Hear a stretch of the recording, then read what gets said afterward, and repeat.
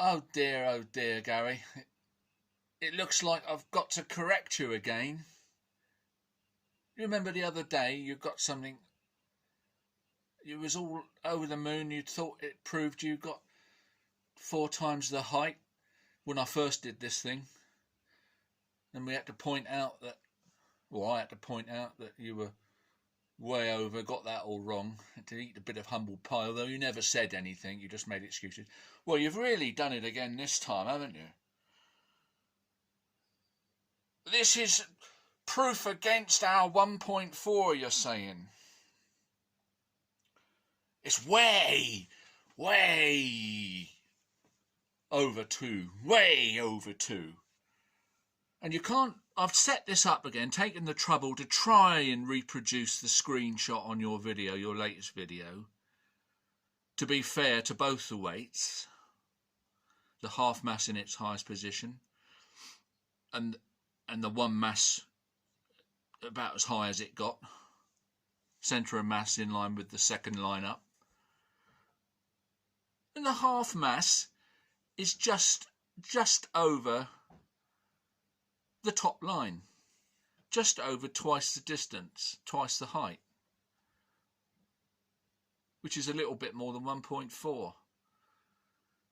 Way short of 2 times the speed, 4 times the height. How can you get away with it? And well, you're not going to get away with it. People watching the video, your video, will see. So you need to concede, Gary. You need to concede that you're wrong here. You do. To have any credibility, of course. I mean, even your own supporters, when they analyse this, can see that you're wrong. Very wrong. Oh, it's way over. If this is one height, which the one mass is getting up to, this is 2 times the height, which the half mass has just gone a bit over. To get your 2 times the velocity, we've got to go 4 times the height. So that's 3, and that's 4. It's up here with the top of the board.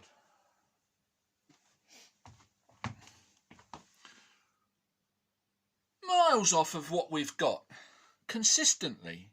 There's a little bit of variation, yeah. We're getting 2 to 1 wherever we put the weights. Wherever we put the weights in whatever configuration.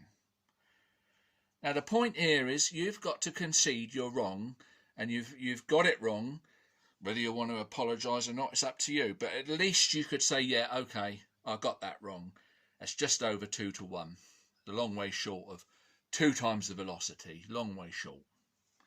And also, the parallax error here is favouring the higher weight.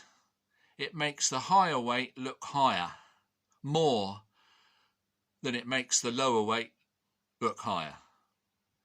I can see it by looking along the camera's view, and as I move up and down, the higher weight, as I go down, the higher weight gets disproportionately higher than the lower weight gets higher.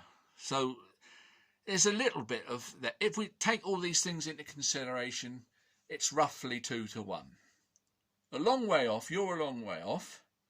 Not us, not science, not physics. So come on, you're not going to get away with it.